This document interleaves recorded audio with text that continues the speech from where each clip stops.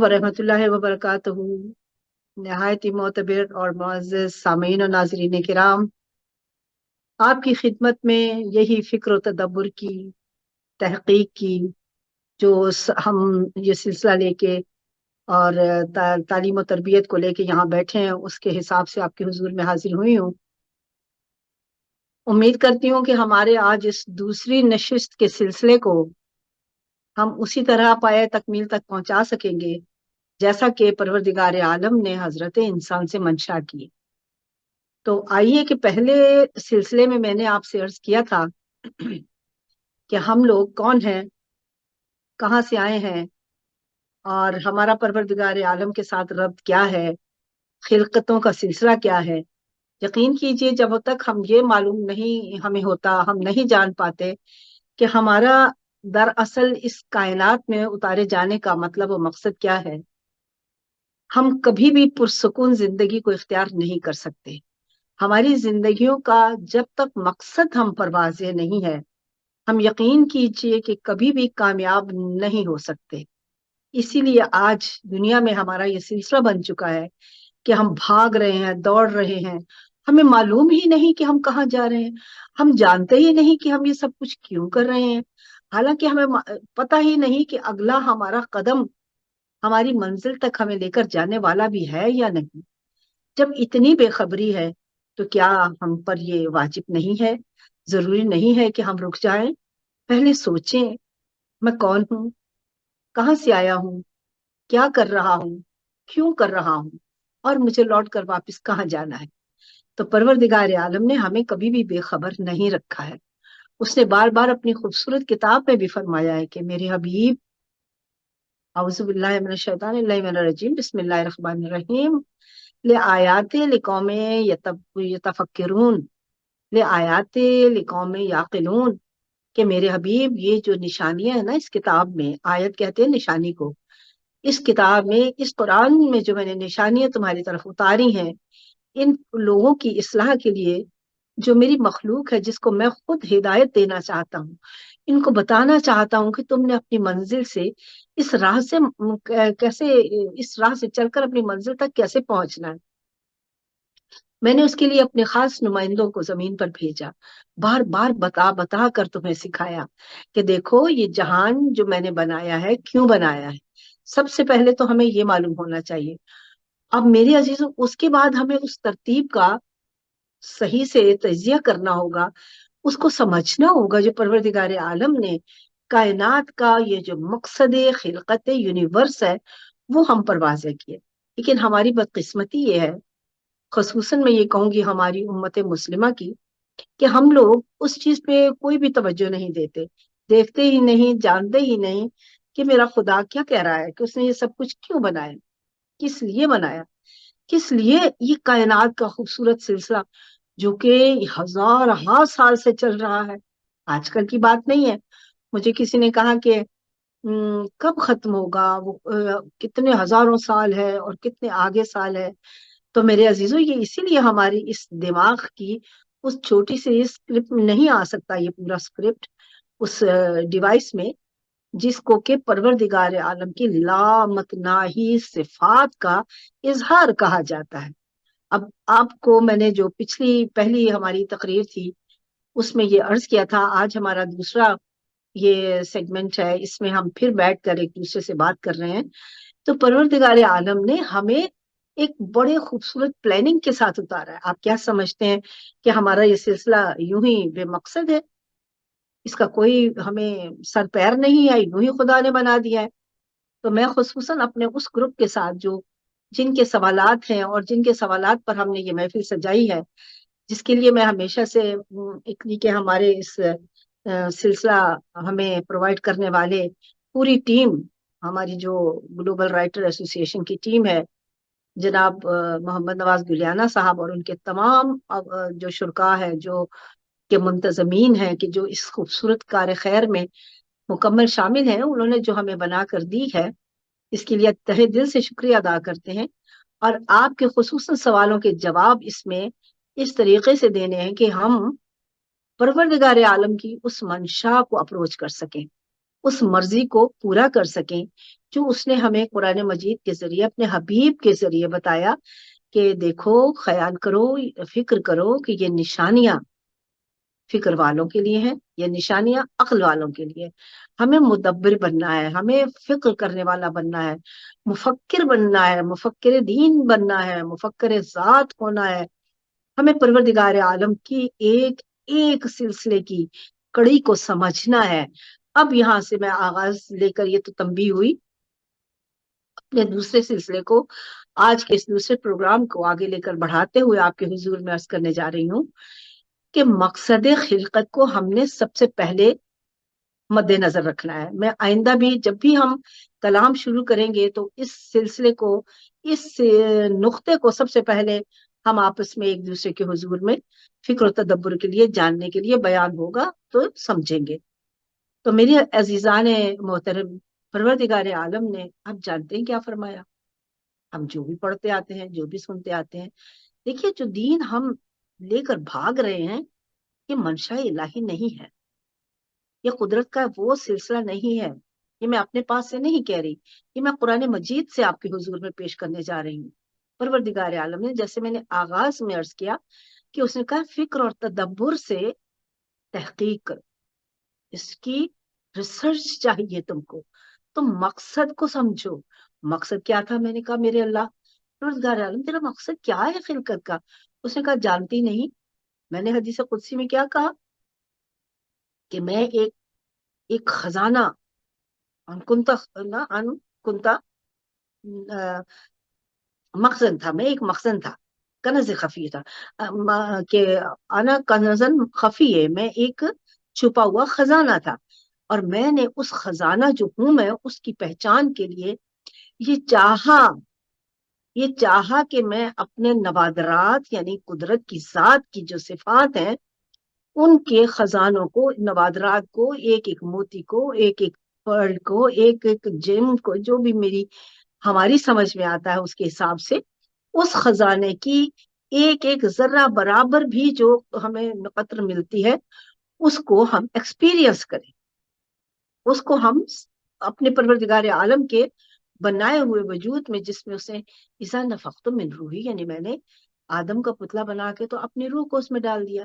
تو میرے عزیزو، جب ذات ذوالجلال میری ذات کے اندر ہے، میرے وجود کے اندر ہے، تو مجھے اسی کو تو پہچاننا ہے۔ عاقل و عارف یہ کہتے ہیں جو ہمارے سے قبل گزر گئے، جنہوں نے اس سلسلے کو ویسے جانا، سمجھا اور مانا جیسا کہ خدا نے قرآن مجید میں منوایا۔ یہ جو سلسلے ہم لے کر چل رہے ہیں، یہ تو قرآن مجید ہمیں منوا ہی نہیں رہی کہ تم رٹے سے اندھا دھند بھاگے بغیر سوچے سمجھے بچوں کو عربی میں قرآن پڑھاتے رہو اور خوش ہوتے رہو کہ میرا بچہ اتنی کرت کر رہا ہے۔ اس بچے کو کچھ حاصل تو ہوا ہی نہیں، اس کو تو اپنے خدا کی معرفت حاصل ہی نہیں ہوئی۔ بس اس خوشی میں ہم نے اپنا سارا زندگی کا سٹرکچر خراب کر کے رکھ لیا ہے، اور وہی ہمارے بچے بیچارے بھی سفر کرتے ہوئے ساتھ چلے آ رہے ہیں۔ تو آئیے کہ ہم فکر و تدبر سے منشاء الہی کو پورا کریں، اپنے خدا کی بات مانیں، نہ کہ ان لوگوں کی کہ جو اپنے بیچارے آج اپنے ممبروں پہ چند کتابیں پڑھنے کے بعد بیٹھ گئے کہ ہمیں روزی روٹی مل رہی ہے، ہم عوام کو جو بھی پوچھتے ہیں حقیقت پوچھیں گے، کوئی ایسی بات جس کا علم نہیں تو کہہ دیں گے کہ اوہ ہو اس پہ بات کرنا ممنوع ہے۔ اب وہ سمجھے گا ممنوع ہے شاید، اس لیے واقعی میں حالانکہ وہ فکر و تدبر کی دعوتیں دے رہا ہے، وہ ہمیں بتا رہا ہے کہ سوچ، اس پہ تحقیق کر، فکر کر، اور راز جان میری ذات کے، راز کھول میرے فکر اور عقل کے دیے ہوئے اس خزانے سے جو تیرے دماغ میں موجود ہے، جو تیری ذات میں موجود ہے۔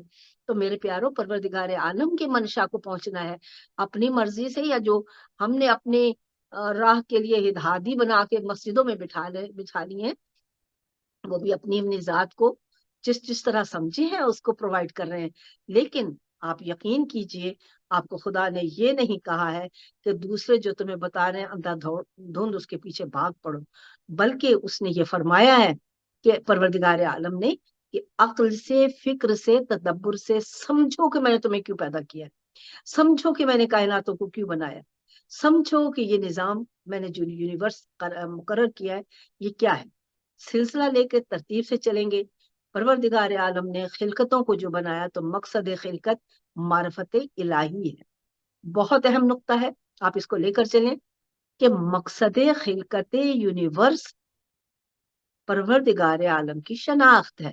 اس نے اتنا کچھ بنا دیا، اتنا کچھ ہمارے سامنے رکھ دیا کہ آپ یقین کریں کہ ہماری عقل تھک جاتی ہے، جواب دے جاتی ہے. ہم نہیں پہنچ سکتے، ہم اس کو کیلکولیٹ ہی نہیں کر سکتے.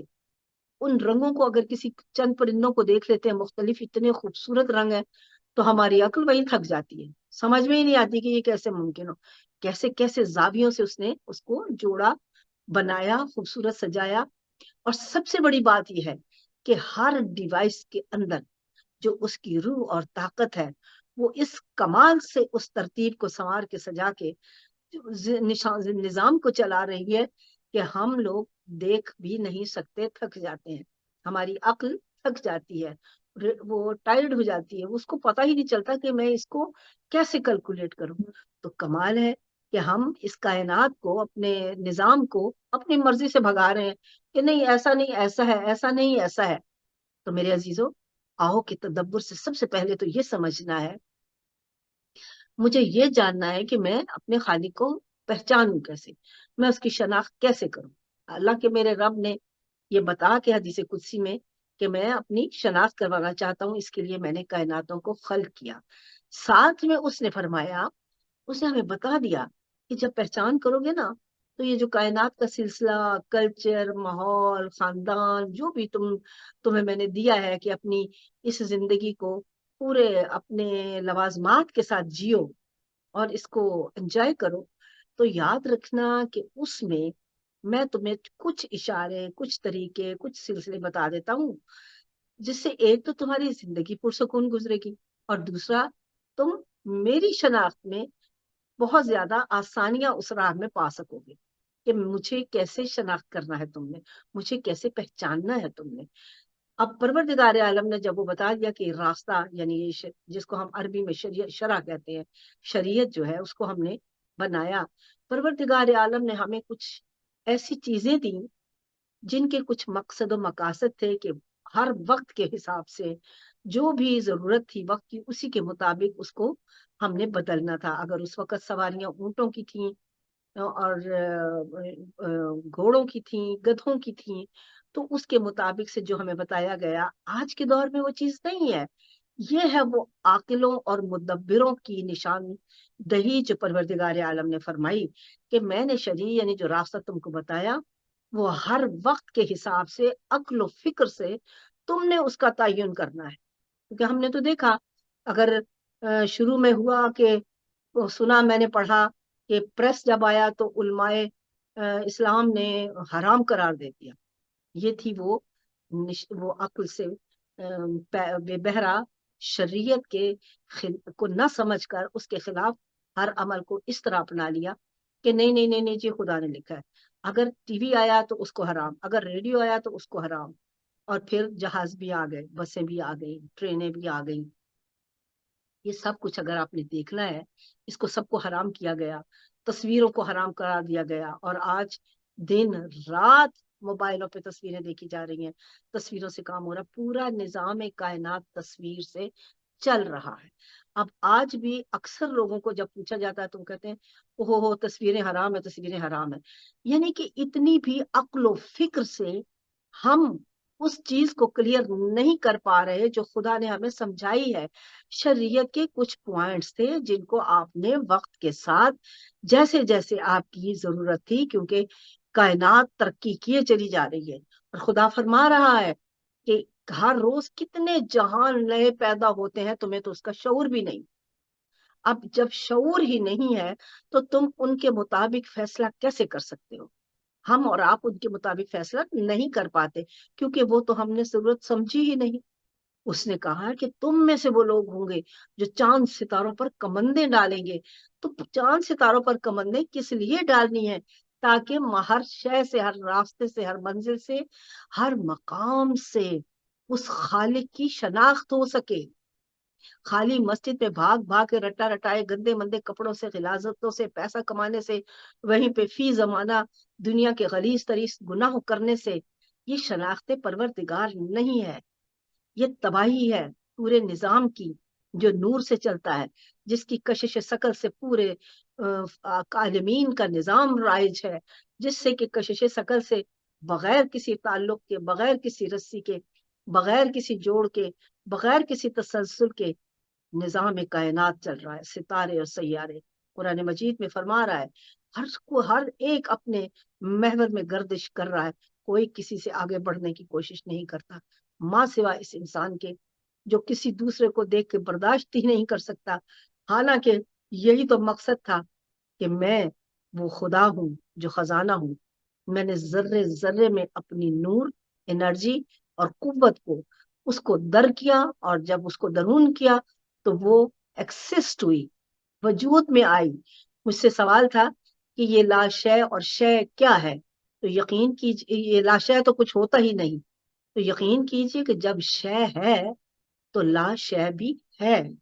ہم جس خدا کو سمجھتے ہیں کہ لا وجود نہیں رکھتا، نہیں ہے، ہر چیز اسی کی شے ہے، اسی سے وجود لینے والی شے بنی ہے، کیونکہ وہ نور اور وہ طاقت اور قوت، الیکٹرکسٹی جس کو آپ کہیں یا آپ اس کو اپنی انرجی کہیں، وہ بلندیوں پہ اتنی قوی ہے کہ آج کی سائنس بھی ہاتھ اٹھا کے کہتی ہے کہ وہاں بلندیوں پہ اتنی انرجی ہے، یعنی اتنا نور ہے کہ وہاں تک ہمارے تصور کا تصور بھی نہیں جا سکتا۔ ایک دو چیزیں یہ ساتھ میری پیچ اس لیے کرنی پڑتی ہیں کہ جو نئے سننے والے ہیں یا جنہیں پہلی تقریر سے رابطہ نہیں ہو سکا، وہ سمجھ سکیں کہ ہم کہاں جانا چاہتے ہیں، ہم کیا کہہ رہے ہیں اور ہمیں کیا درکار ہے۔ بہت سے سوال ہیں نوجوان بچوں کے، کچھ میرے بچے ڈاکٹر ہیں، کچھ وکیل ہیں، کچھ انجینئر ہیں، اور ان لوگوں کے ایسے ایسے سوال ہیں، وکیل ہیں، وہ ایسے ایسے سوال کرتے ہیں کہ ان کے جوابات پھر میں ان کو یہاں مفصل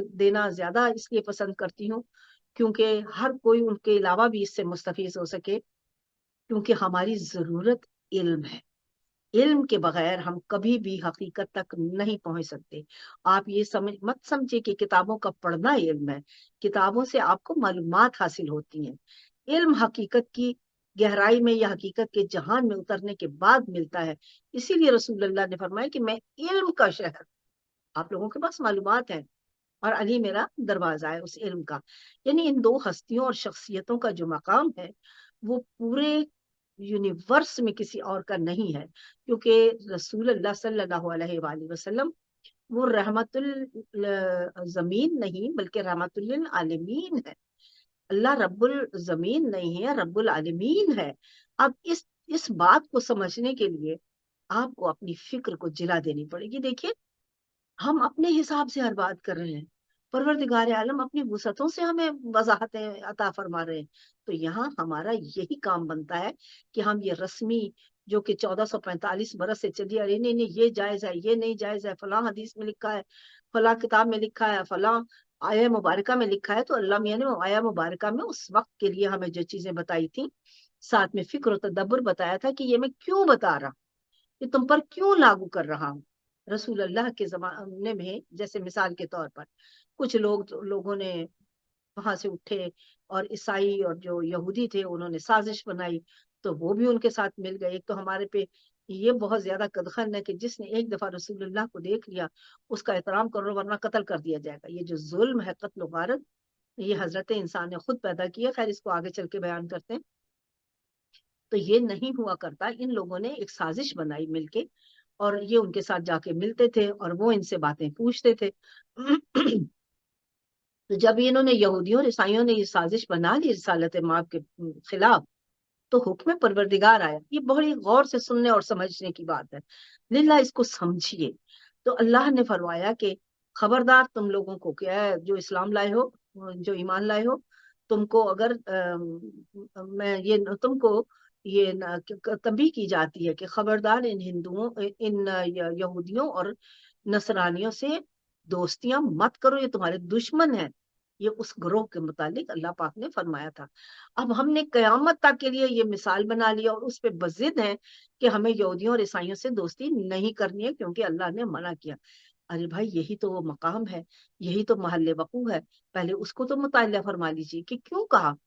اور اگر یہ ہمیشہ کے لیے ممنوع ہوتا تو یقین کیجئے کہ رسول اللہ نہ کبھی نصرانیت کو اور نہ یہودیت کو مشرف اسلام کر سکتے، کیونکہ تو یہ تو معاذ اللہ آج کے ہمارے کم عقلوں کا یہ جو فیصلہ ہے کہ وہ جی غلط ہے اور یہ ہے، اور اگر کوئی یہودی سے مسلمان ہو کے کسی مسلمان سے شادی بھی کر لے تو اس کو، جو شادی کرنے والا مسلمان ہے، اس کو بھی یہودی قرار دے دیا جاتا ہے.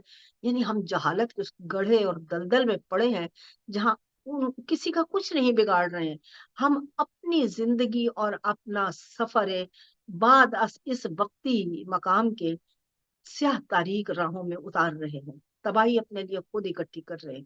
انسان ایک نور ہے. انسان جو اس کے اندر روح ہے وہ ایک انرجی ہے، ایک روح، ایک نور ہے پروردگار عالم کی امر ربی کا، جو روح پروردگار عالم ہے کہ میں نے آدم کا پتلا بنایا تو اذا نفخت من روحی، اپنی روح کو اس میں داخل کیا. روح پروردگار جب اس ڈیوائس میں آئی، اس بدن میں آئی، تو اے حضرت انسان تو اس قابل ہو گیا کہ اٹھنے چلنے پھرنے گھومنے لگ گیا.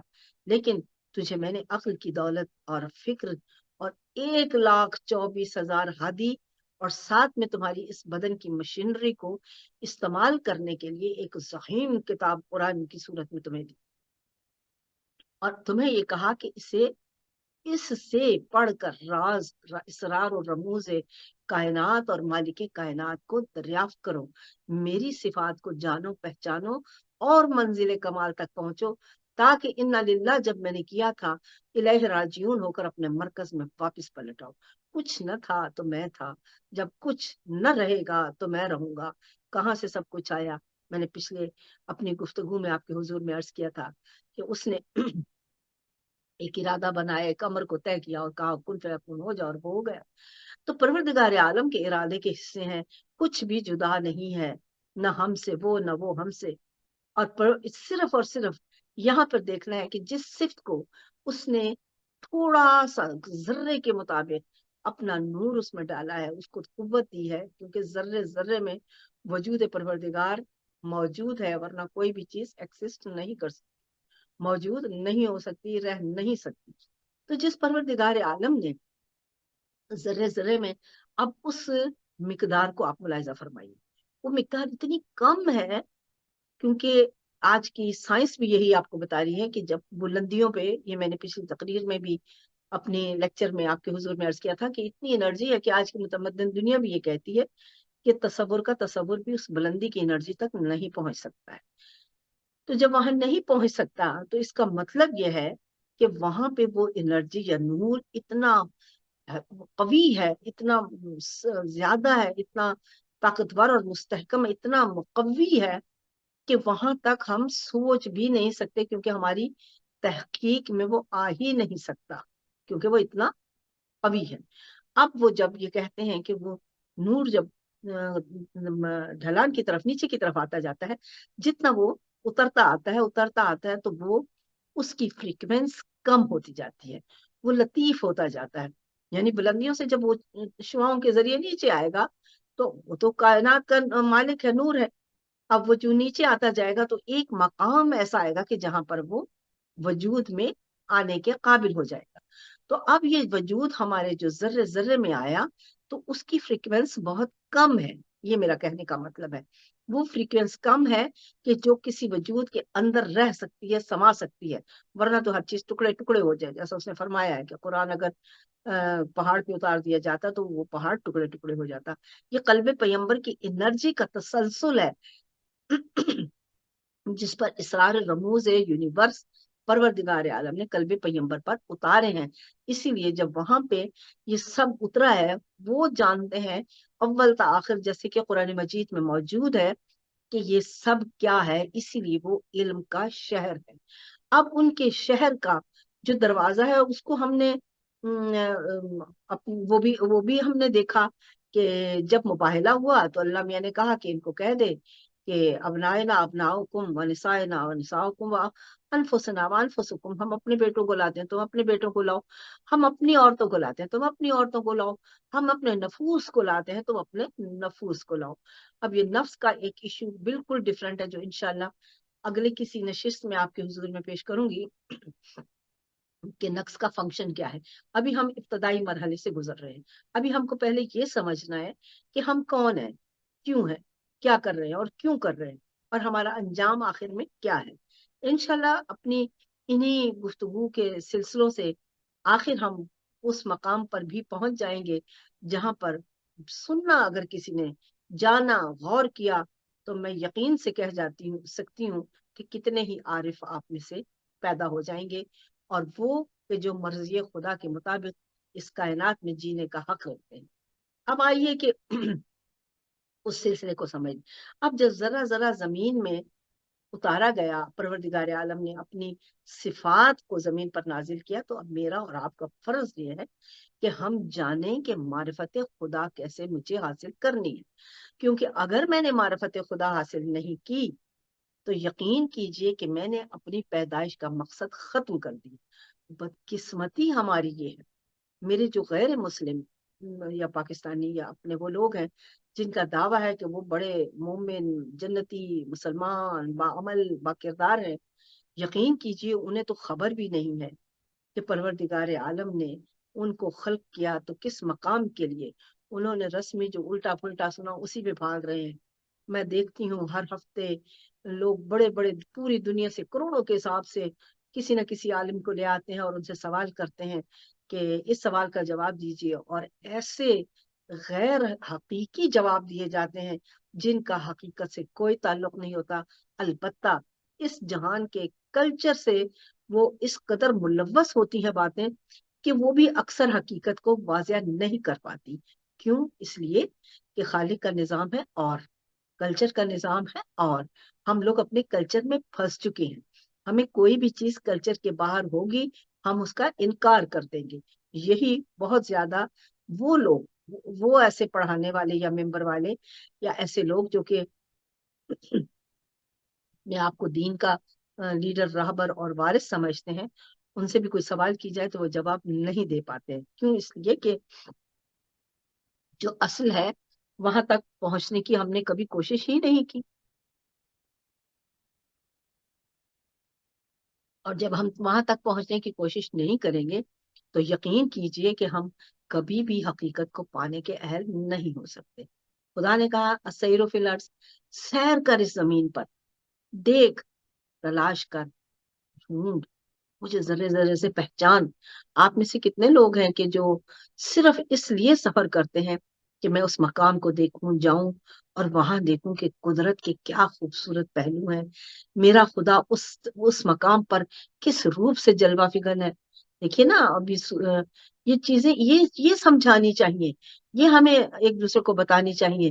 میں آپ کو اپنے پاس کچھ نہیں بتا رہی، للہ چھوڑ دیجئے ان روایتوں کو، چھوڑ دیجئے ہزار کروڑ لاکھوں کتابوں کو، وہی جو 1445 سال سے لے کر آج تک رواں ہیں، جاری ہیں، لکھی جا رہی ہیں، اور ان پہ امت مسلمہ بھاگ رہی ہے۔ وہ سوچتی نہیں ہے کہ میں نے آگے بڑھنا ہے۔ میں نے یہ نہیں دیکھنا کہ رازی نے کہا تفسیر کبیر میں، انہوں نے کہا کسی نسائی نے کیا کہا، اور انہوں نے کہا، وہ کہہ گئے اپنے وقت کے مطابق جو ان کو سمجھ آئی تھی۔ آپ آج کے دور میں، انہوں نے یہ دور نہیں دیکھا تھا۔ آج آپ کا اور ہمارا یہ فرض ہے کہ ہم آج تحقیق اور علم میں ان اسرار و رموز کائنات اور مالک کائنات کو واہ کرنے کی کوشش کریں جس نے ہمیں اس دور میں پیدا کیا ہے۔ مجھے حضرت علی کا کوئی قول پھر میری نظر سے کہیں سے گزرا، انہوں نے فرمایا کہ اپنے بچوں کو اپنے مطابق چلانے کی کوشش مت کرو، کیونکہ وہ آج کے دور کے لیے، اس دور کے لیے پیدا کیے گئے ہیں۔ تو جب بچے اس دور کے لیے پیدا کیے گئے ہیں تو آپ کا فرض ہے، یہ آپ پر فرض بنتا ہے کہ آپ خود بھی تحقیق کریں اور اپنے بچوں کو بھی تحقیق کی طرف لے جائیں۔ للہ میں نے ہر دوسرے سے آج بھی سنتی ہوں، ہمارے بچے نے آن لائن پڑھ لیا ہے، قرآن پڑھ لیا ہے، قرآن سے ذرا سنائیں۔ اب وہ بچے قرآن سنا رہے ہیں مجھے، صورتیں سنا رہے ہیں، تو میں ان سے پوچھتی ہوں بچہ آپ کو اس کا مطلب اور معنی بھی پتا ہے؟ تو بچہ کہتا ہے نہیں۔ تو بتائیے کہ جس نے ہمیں فکر و تدبر کا درس دیا ہے وہ ہم اپنی نسل تیار کر رہے ہیں جس کو ہم بغیر سوچے سمجھے رٹے سے پڑھا رہے ہیں۔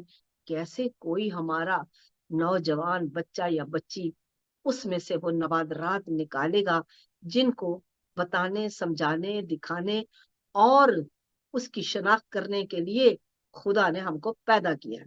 آپ کو شریعت اس لیے بتائی تھی راستہ کہ آپ اس کو اس طرح استعمال کریں جس سے آپ کا نفس، آپ کا بدن، آپ کی روح پروٹیکٹ بھی رہے اور ترقی کر کے اس کو اس کے مطابق ہر حال میں ہر دور میں آپ استعمال بھی کیجیے. لیکن ہم لوگوں نے ہر چیز کو ممنوع اس لیے قرار دیا کہ ہم مقصد شریعت کو نہیں سمجھے. ہمیں پتہ ہی نہیں شریعت کے معنی و مطلب ہے کیا. یعنی کہ ایک راستہ جس پر چل کر ہر وقت میں تم اپنی زندگی کی آسانیوں کے ساتھ اپنے انجام تک پہنچنے کے لیے اپنے خدا کی معرفت کو حاصل کرو. ہم لڑ رہے ہیں, ہم دوپٹے کے لیے لڑ رہے ہیں, ہم داڑھی کے لیے لڑ رہے ہیں, ہم نیچی اونچی شلوار پہ لڑائیاں کر رہے ہیں, ہم پاؤں پہلے دھونے, باندھنے, کھولنے اور بعد میں دھونے کے ان سلسلوں میں پڑے ہیں, کیونکہ ہمیں شعور ہی نہیں ہے کہ یہ تو مجھے پاکیزگی, صفائی اور طہارت کے بعد اپنے خدا سے ہم کلام ہونے کے لیے ایک ایسی پریکٹس ملی تھی جس سے میں اپنے نور کو خدا کے نور کے ساتھ ملا سکوں. لیکن آپ دیکھیے کہ ہم کیا کر رہے ہیں. 99.9% لوگ آپ کو ایسے ملیں گے کہ جو نماز آدھے وضو سے, الٹے سیدھے سے, یعنی کہ ان اعضاء کو اس طرح دھوتے بھی نہیں ہیں جس سے وہ مسام آپ کے اندر سے کلین ہو جائے, جن کا آپ ان ادوار یعنی وہ ورود کو جو آپ نماز میں ادا کرتے ہیں ان کی انرجی کا آپ کے ان مساموں کے ساتھ, کائنات کی انرجی کے ساتھ منسلک ہونا, مربوط ہونا مختص کیا گیا ہے, رکھا گیا ہے. ہمیں تو وہ بھی نہیں پتا ہے. ہمیں پتا ہی نہیں ہے کیونکہ ہم نے کبھی تحقیق و تدبر سے, فکر و عقل سے قرآن مجید کو نہیں سمجھا ہے. لیکن ریپیٹ ہے, آج میں اگر کوئی باتیں ایک دو ایسی کہہ دوں کہ شریعت کے حساب سے اس کو یوں بدلیں, تو آپ یقین کیجئے کہ مجھ پہ فتوے لگ جائیں گے, مجھ پہ کفر کے الزام لگ جائیں گے. یعنی کہ ہمیں اتنا شعور ہی نہیں ہے, اور نہ ہی اب ہم اس سے نکل سکتے ہیں, کیونکہ ہم اس میں اتنے رچ بس گئے ہیں کہ اس کے علاوہ ہمیں ہر بات ناجائز لگتی ہے. اور تو اور بچوں کو جو الٹی سیدھی باتیں نوجوانوں کو بتا دیتے ہیں, میں حیران ہوں کہ اس میں ایسی ایسی باتیں لوگ کرتے ہیں کہ میں پریشان ہو جاتی ہوں, یا رب العالمین انہیں تو پتہ ہی نہیں. اب ایک نوجوان نے کسی گروپ میں ایسے کہا کہ جی وہ کسی نے بتایا کہ وہ جو خدا نے کہا ہے کہ اس میں سورہ بقرہ کے آغاز میں ہدی للمتقین, تو یہ تو ہے ہی غلط, کیونکہ کسی اپنا ابو جہل کے بیٹے نے بھی کلمہ پڑھ لیا تھا تو اس کو بھی ہدایت مل گئی تھی. یہ ہماری جہالت کا وہ سب سے نچلا درجہ ہے. تو میں نے اسے کہا کہ ایسا نہیں ہے, پہلے عقل سیکھیے, پہلے جانیے کہ متقی کون ہوتا ہے, اسلام کیا ہے, مسلمان کیا ہے, مومن کیا ہے, منافق کیا ہے, اور اس کے بعد متقی کیا ہے. پہلے جب جانیں گے تو پھر آپ کو تو وہ آگے سے ان کو پتا تو تھا نہیں میرا. انہوں نے کہا جی میں آپ کو مولانا سے اب بڑا تو نہیں سمجھ سکتا نا. اب یہ جب ہماری ذہنی حالت ہو جائے گی تو اس کے بعد آپ کیسے تحقیق میں آگے بڑھیں گے, کیسے آپ تدبر کریں گے, کیسے آپ علم کو سیکھیں گے. شریعت جینے کا ایک طریقہ ہے جو ہر دور میں بدلتا ہے. پہلے آپ سفر کرتے تھے گھوڑوں پر اور اونٹوں پر اور گدھوں پر, آج آپ سفر کرتے ہیں وہ شریعت کے مطابق, وہ نہیں ہے کہ آپ بیٹھ جائیں کہ اس کے علاوہ مجھے سفر ہی نہیں کرنا ہے. آج آپ کو جہاز لینا پڑتا ہے, آج آپ کو ٹرین اور بس میں سفر کرنا پڑتا ہے, آج آپ کو اپنی کار چلا کر سفر طے کرنا ہوتا ہے. آج تب نماز کا جو حکم تھا کہ ایسے جہاں بھی ہو اس پہ چاہے رک جاؤ یا اونٹ پہ بیٹھے بیٹھے کر لو, تو وہ آج اگر آپ یہ کہیں کہ میں گاڑی میں بیٹھے بیٹھے پڑھ لوں تو میری تو نماز ہی نہیں ہوگی. تو یہ ہم نے اس کو ایکسٹریم بنا لیا. آج آپ کی سواری یہ ہے, تب آپ کی سواری وہ تھی. جس دن آپ اس اپنی جو متمدن دنیا کے دور اور سلسلے کے مطابق اپنے خدا کی ریسرچ اور پہچان کے لیے کام کریں گے, تب آپ کامیابی کی منزل پر جائیں گے. پہچانیے اپنے رب کو, اس کے لیے آپ کو خلق کیا گیا. السیر فی الارض, زمین پہ سیر کر اور میری شناخت کر, ذرے ذرے سے مجھے پہچان. میں نے پہلے بھی عرض کیا تھا کہ خدا ہم نہیں ہوتا ہے, ہم خدا نہیں ہوتے ہیں بلکہ خدا ہم ہوتا ہے, کیونکہ میں اس کا ایک چھوٹا سا ذرہ ہوں. میں کامل خدا کبھی نہیں ہو سکتا, میں ہو ہی نہیں سکتا, لیکن وہ جو اس کی ذات کا ذرہ میرے اندر ہے نا, وہ میں خدا نہیں ہوں لیکن خدا میں ہوں. اس کی طاقت میرے اندر ہے, وہ طاقت نہ ہوتی تو میں ایکسسٹ نہیں کر سکتی. اگر اس کی قوت نور روح کے صورت میں میرے بدن میں نہ ہو, میرا خدا میری ذات میں نہ ہو, تو میں ایکسسٹ ہی نہیں کر سکتی. لیکن میں یہ دعویٰ نہیں کر سکتی کہ میں خدا ہوں، اس لیے کہ خدا تو ابسولوٹ ہے، یونیورس کے نظام سے بھی بالا ہے، ہر چیز پر حاوی ہے اور ہر چیز کا اختیار رکھنے والا ہے. اس لیے ہم خدا نہیں ہوتے ہیں، لیکن خدا ہم ہوا کرتا ہے. تو میرے عزیزو، اپنی فکر و تدبر سے آج ہماری اس دوسری نشست میں ہم اس سلسلے کو لے کر جب آگے بڑھ رہے ہیں تو ہمیں اس مقام سے اب آگے بڑھنا ہے. یقیناً آپ کو یہاں تک سمجھ آ چکی ہوگی، آپ سمجھ چکے ہوں گے کہ میں کون ہوں. میں اپنے پروردگار کا، آپ بھی اور میں سے مراد یعنی ہم پروردگار عالم کے ارادے کے وہ حصے ہیں.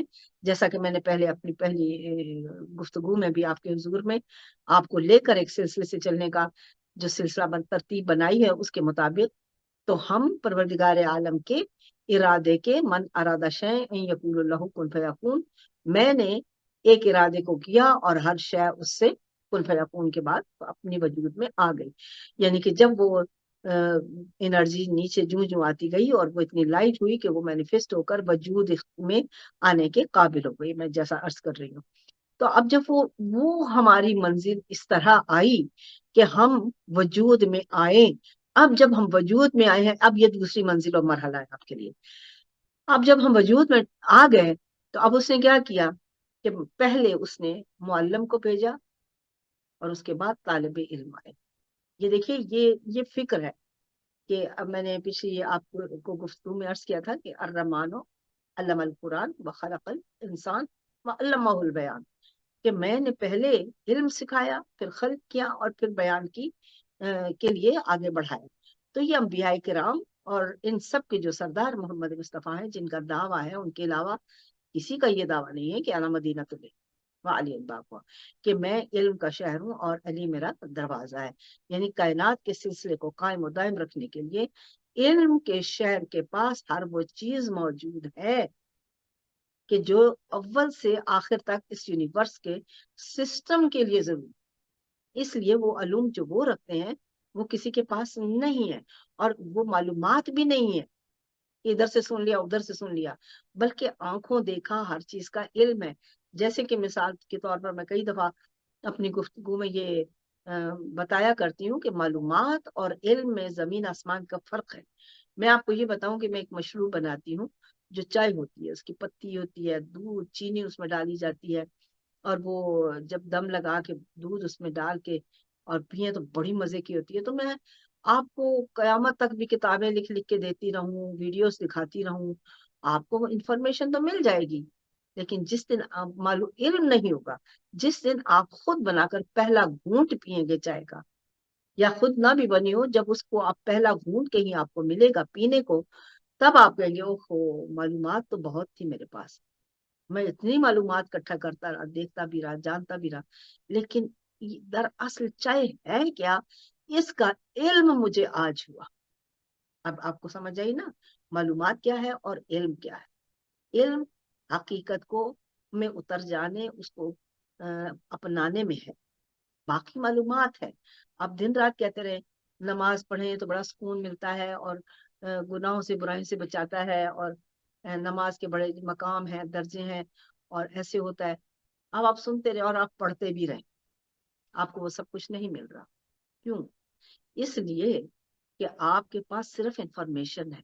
جس دن آپ روح نماز میں اتریں گے، جب آپ کے سامنے ہر چیز روبرو ہو جائے، جب آپ کا تن من دھن نماز کے ساتھ منسلک ہو کے، نماز کا مطلب ہوتا ہے ذکر، اپنے خدا کا ذکر، صلات یعنی ذکر کرتے ہیں آپ اپنے خدا کا. اب جب جس کا ذکر کرتے ہیں وہ آپ کا روبرو ہی نہ ہوا، تو بتائیے آپ کے علم میں کیسے اضافہ ہوگا؟ انفارمیشن ہی رہے گی نا. جب آپ اپنے آپ کو اس علم میں اتاریں گے، اسی لیے ہمیں کہا جاتا ہے خشوع و خضوع سے نماز پڑھو. کسی کو پتہ ہی نہیں خشوع و خضوع کیا ہے. جب آپ کا بدن بالکل پاک ہوگا، جب آپ کا لباس پاک ہوگا، جب آپ ہر چیز کو ہٹا کر آ کر شروع ہوں گے. اور پھر اس میں تنہائی بھی بہت ضروری ہے. دیکھیے یہاں پہ میں آپ کے حضور میں عرض کرتی جاؤں تو وہ زمانہ رسالت مآب کا تھا، جب وہ بلاتے تھے کہ آؤ اکٹھے ہو کے نماز پڑھو، خطبے دیے جاتے تھے اور اس کو پھیلاؤ، مقصد تھا. لیکن اس کے ساتھ ہمیں کہا جاتا ہے بہترین عبادت وہ ہوتی ہے جو تنہائی میں کی جائے. کیوں؟ اس لیے کہ تنہائی میں آپ کی پوری توجہ اپنے پروردگار عالم کی روبرو ہوا کرتی ہے، اور آپ سوچتے ہیں جب آپ مسجد میں جاتے ہیں تو یہ چیز آپ میں پیدا نہیں ہوتی۔ وقت کی ضرورت کو دیکھیے، وقت کی ضرورت کو سمجھیے کہ کیا تھی اور کیا ہے، سنیے اپنے مسجد میں، لیکن عبادت کا وہ جو ایک پیمانہ ہے وہ تبھی آپ کو حاصل ہوگا جب آپ اس کو اپنے خدا کے ساتھ روبرو جان کر تنہائی میں خود کو سرنڈر کریں گے، اطاعت میں دے دیں گے، اور تب آپ کو لذت ملے گی کہ آپ نماز کے دوران میں کس کس جہان کو دیکھیں گے، کس کس عالم میں اتریں گے۔ آپ کے پاس، آپ یقین کیجئے، جب آپ اس خشوع سے نماز کو ادا کریں گے تو آپ کے پاس دوسری مخلوقیں آگے بیٹھ جاتی ہیں۔ اتنے نور ہیں زمانے میں، جو نور آپ کو چاروں طرف نظر آئے گا، آپ کو نور کی بارش برستی نظر آئے گی، آپ کو نور حق کی وہ نظر آئیں گی کہ ادھر سے ادھر، ادھر ادھر سے، ایسے جیسے بجلیاں چمک رہی ہیں، اور آپ کو سمجھ میں نہیں آئے گا کہ یہ سب کیا ہے۔ تو میرے عزیزو، اپنے پروردگار عالم کی حکمت کو سمجھیے، آئیے کہ ہم تدبر اور فکر اور تحقیق سے اس مقام معراج انسانیت کو پالیں جہاں آپ کو بار بار دوبارہ آ کر یہ تکلیفیں نہ اٹھانی پڑیں، کیونکہ جب تک شناخت نہ ہوگی آپ بار بار انہی اذیتوں میں اترتے رہیں گے۔ جیسا کہ وہ سورہ واقعہ میں بھی ارشاد فرماتا ہے کہ اور تمہیں جب وہ سرزنش کرتا ہے تو کہتے ہیں کہ تمہیں ہم اگر کسی اور روپ میں، ہم تمہیں کسی اور شکل میں، کسی اور عالم میں پیدا کر دیں گے اور تمہاری جگہ دوسرے لوگ لے آئیں گے، اور تم کیوں نہیں مانتے جب تم اپنی پہلی پیدائش کو دیکھ چکے ہو؟ اب جائیے کسی بڑے سے بڑے عالم سے پوچھیے، وہ آپ اس چیز کی نہ تو وضاحت دے سکے گا اور نہ ہی اس کا اقرار کرے گا، بلکہ ڈینائی کر دے گا، یہ ایسا نہیں ہے۔ لیکن قرآن کو آپ کیا کر سکتے ہیں؟ آج ہی ایک بحث ٹی وی پہ چل رہی تھی حضرت علی کے بارے میں، ایک بڑے کامل اور جید اہل سنت کے عالم دین تھے، اور انہوں نے بڑی خوبصورت باتیں کی، لیکن دوسرے ان کے خلاف کھڑے ہو گئے۔ انہوں نے کہا کہ آپ ایسا نہیں کہہ سکتے، واپس لیجیے الفاظ۔ انہوں نے کہا میں قرآن پڑھ رہا ہوں، میں قرآن پڑھ رہا ہوں، میں حدیث سنا رہا ہوں، میں اپنی اہل سنت کی حدیث سنا رہا ہوں جو بخاری پہ ہمارا یقین ہے۔ تو آپ دیکھیے کہ جب ہم اپنے قرآن اور حدیث پہ یکجا نہیں ہو سکتے کسی بات پہ، اگر وہ ہمیں پسند نہیں ہے، تو آپ یقین کیجئے کہ ہم کبھی بھی اس منزل تک پہنچنے کے اہل نہیں ہو سکتے جس کے لیے خالق نے ہمیں زندگی دی ہے۔ ہم آپس میں لڑ رہے ہیں، کبھی ہم اصحاب سے لڑ رہے ہیں، کبھی ہم اہل بیت کے نام کو ہٹانے کے لیے لڑ رہے ہیں، کبھی ہم کسی بڑے جرنیل کے لیے لڑ رہے ہیں، ہم کبھی کسی عالم کے لیے لڑ رہے ہیں، ہم کسی غوث قطب قلندر کے لیے لڑ رہے ہیں۔ ہم کو اپنی ذات کو، ان کو دیکھو کیا بنایا، کیسے بنا لیا، تو آپ اپنے آپ کو اس مقام سے بھی آگے لے جانے کی کوشش کیجئے۔ اس میں توبہ استغفار نہیں کرنا ہے آپ نے کہ توبہ استغفار ہم نہیں ہو سکتے، کیسے نہیں ہو سکتے؟ جب مکہ میں کفار مکہ کو رسالت نے پیغام اسلام دیا تو کفار مکہ ہی مسلمان ہوئے، اور پھر وہ ان درجات پر بلند ہو گئے۔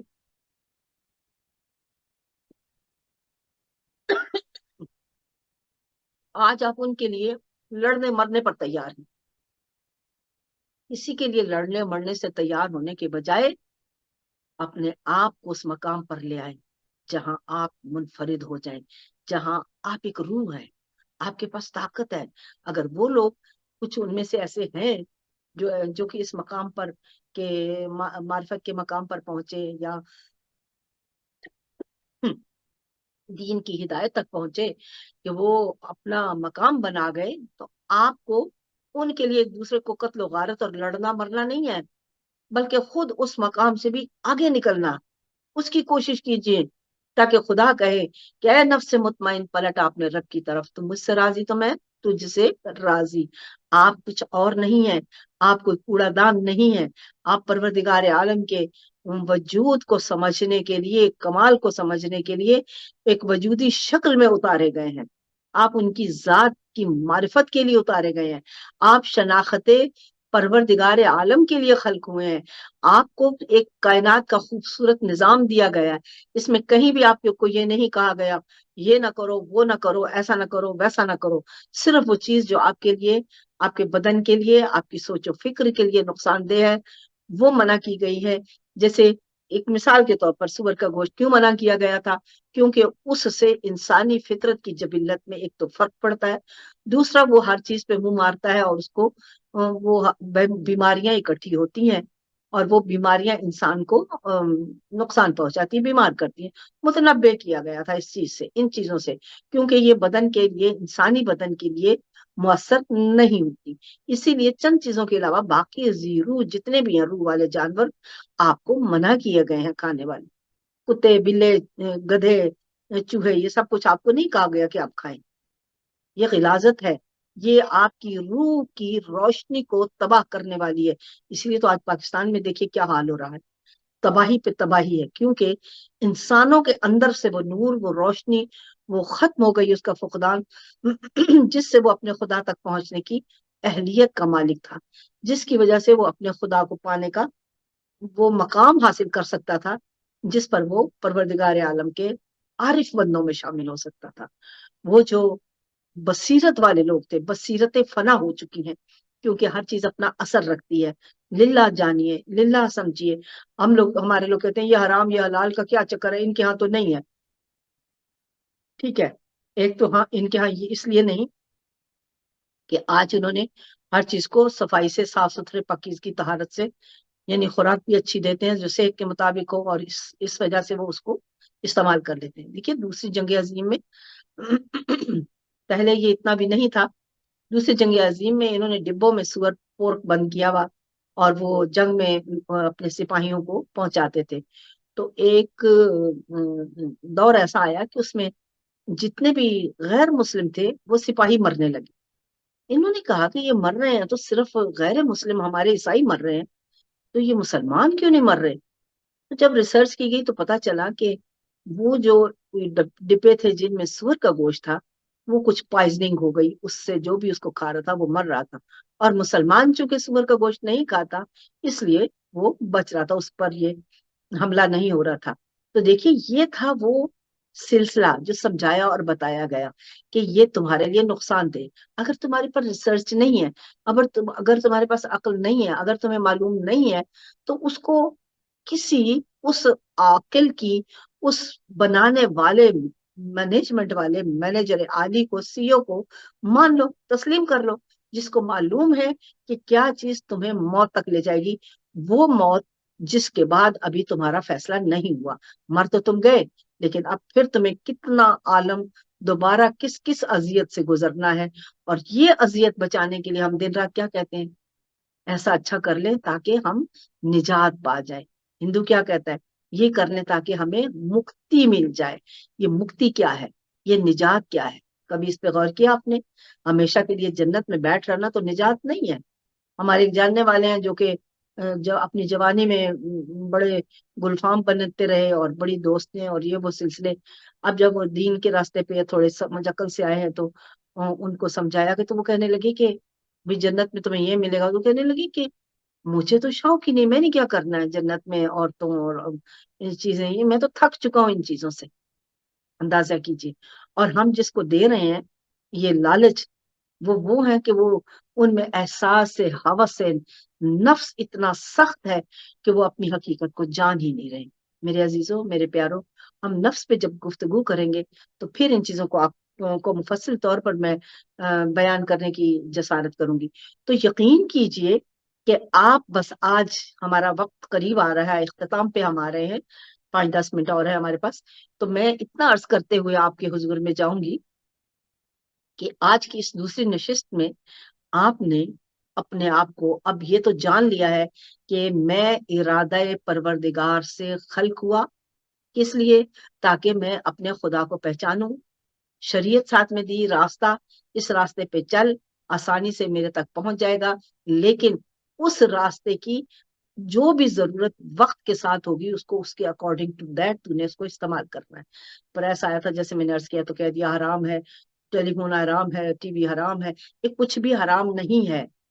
تصویر پوچھ لو، حرام ہے، اور وہی میں نے عرض کیا کہ کائنات ساری تصویر پہ چل رہی ہے۔ تو اس لیے اپنی عقل اور فکر استعمال کیجئے، یہ قدرت نے بتایا ہے، جو اس وقت کے حال اور ماحول کے مطابق تھا उस पर आपने बैठ नहीं जाना, आप बैठ गए हैं, इसीलिए हम आज दुनिया भर में जलील ख्वार हो रहे हैं। जहालत बेइंतहा है, हमारे न जवान न लड़कियां न लड़के, किसी को आप यकीन कीजिए, हम असेंबली में देखते हैं किसी को ढंग से बिस्मिल्लाह पढ़नी नहीं आती, किसी को छोटी सी सूरत है, बादशाह वजीर पता नहीं क्या क्या बन गए हैं, लेकिन ये ना आता है ना कल कौसर वाली छोटी सी 3 आयतों वाली सबसे छोटी सूरत तक नहीं आती। तो ये क्योंकि ना पढ़ना आता है, अगर वो तर्जुमा ही पढ़ लिया होता तो उसी को बयान करने में आसानी भी हो जाती कि भाई मेरे खुदा ने ये कहा है। और जितनी बार आप उसको दोहराते, उतनी बार बच्चों को, सुनने वालों को, न जाने किस किस को कौन सा नुक्ता, कौन सा ऐसा पॉइंट होता जिससे उसके तबक रोशन हो जाते, उसको आगाही मिल जाती, वो आगे जाता और उसका सारा सवाब। सवाब का मतलब क्या है ये भी हम इंशाल्लाह अगली किसी नशिस्त में आपके हुजूर में बताएंगे, क्योंकि ये सबसे जरूरी है।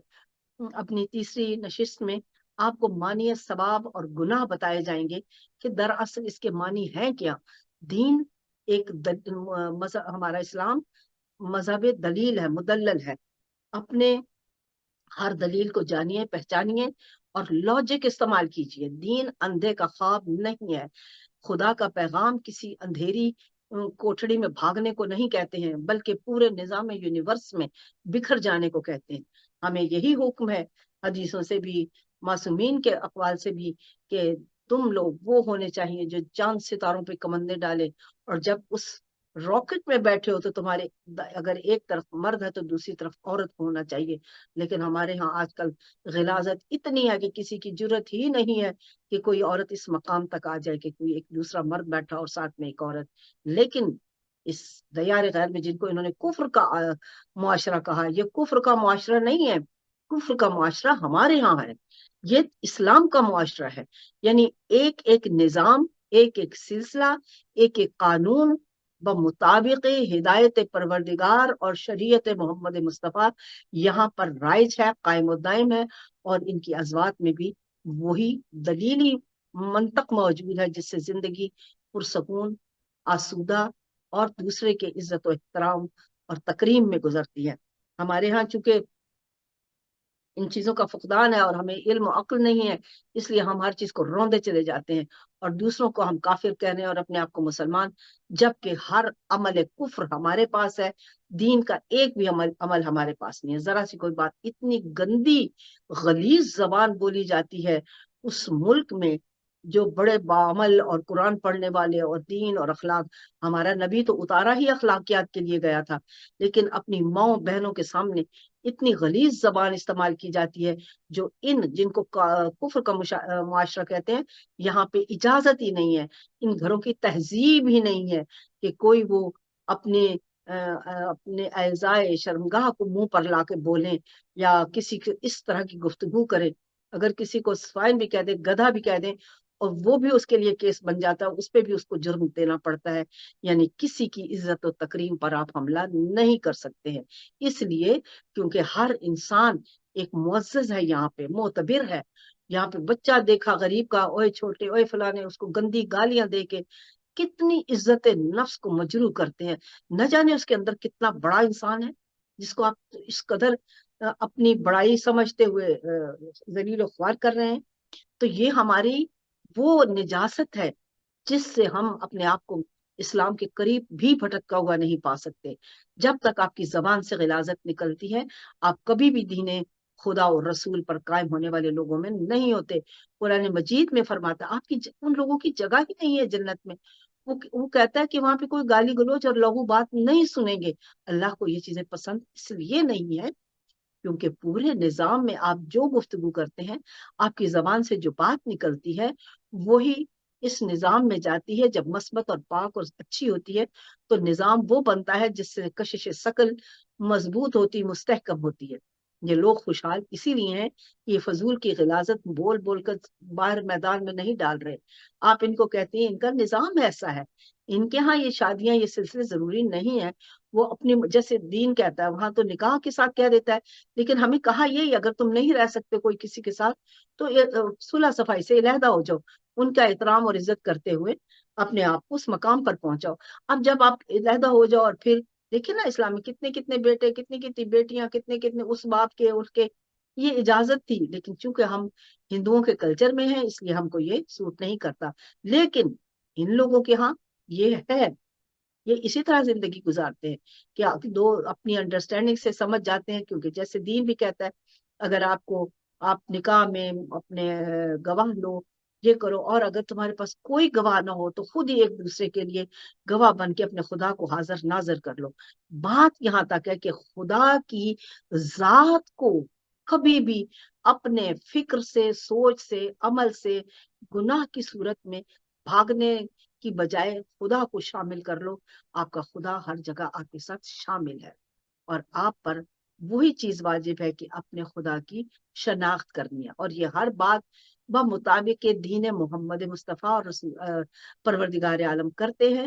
لیکن ہمارے ہاں چونکہ کلچر مختلف ہے اس لیے ہم خود گندا، چاہے مسجدوں میں، چاہے ممبروں پہ، چاہے کہیں بھی دفتروں میں، اداروں میں، کہیں بھی کچھ غلاظت کی انتہا یونیورسٹیوں میں، اسکولوں میں کر چھوڑیں. لیکن ہم پاک کے پاک ہیں، اور ہم دوسروں کو مغلظات میں ان لوگوں کو کہتے ہیں ان کو پھر احترام اور اپنی حد کا معلوم ہے، اور عورت مرد کٹھے کام کرتے ہیں، اور یہ نجاستیں اور نحوستیں. اور یہاں سے ہم نے ان سے یہی چیز سیکھنی ہے. یہ سیکھیے للہ کہ ہم کو کیسا بننا ہے. یہ اصول، یہ سلسلے اپنائیے، لیکن جو آپ کو خدا نے اپنی حد بتائی ہے اس کے مطابق اپنی زندگی کو گزاریے. اپنے کلچروں سے نکلیے، تحقیق کیجئے، خدا کو راضی کیجئے، لوگوں کو مت راضی کیجئے. اس نے یہ بتایا تو اس نے یہ بتایا تو اس کی کتاب میں یہ تھا تو اس کی کتاب میں وہ تھا.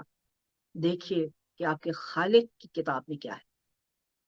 اپنے خدا کی کتاب پر چلیے، خالق کی کتاب پر چلیے. اور اس کے حبیب نے وہ خاص چیزیں جو انہوں نے ہمیں حدیث کے ذریعے بتائیں جن کو قرآن مجید کہیں بھی ٹکراتا نہیں ہے. کیونکہ رسول اللہ نے فرمایا ہر وہ حدیث جو مجھ سے بیان کی جائے، مجھ سے منسوب کی جائے، اس کو دیکھو. اگر کوئی بات قرآن کے مخالف جا رہی ہے تو اس کو دیوار سے دے مارو، کیونکہ وہ کبھی کتاب خدا کے خلاف کوئی بھی گفتگو نہیں کرتے. آج ہمیں ہزارہ چیزیں ملتی ہیں جو کتاب اور سیرت کے بالکل برعکس ہے. ہم مار دیں گے. آج کل کچھ دنوں پہلے ایک نعت پڑھ رہی تھی، اس میں کسی جوان کا ہندوستان کے بہت تعریف لکھی تھی، اور اس میں ایک شعر کچھ ایسا تھا کہ جو میرے حبیب رسول کی عزت نہیں کرتا، قتل میں اس کا مجھ پر واجب ہے. یہ ظلم کی حد ہے. خود ہمیں نہ قرآن سے یہ ملتا ہے نہ سیرت رسول اللہ سے ملتی ہے. رسول اللہ نے کو اللہ نے قرآن مجید میں دیکھیے کہ کیا خدا کا کیا عمل ہے.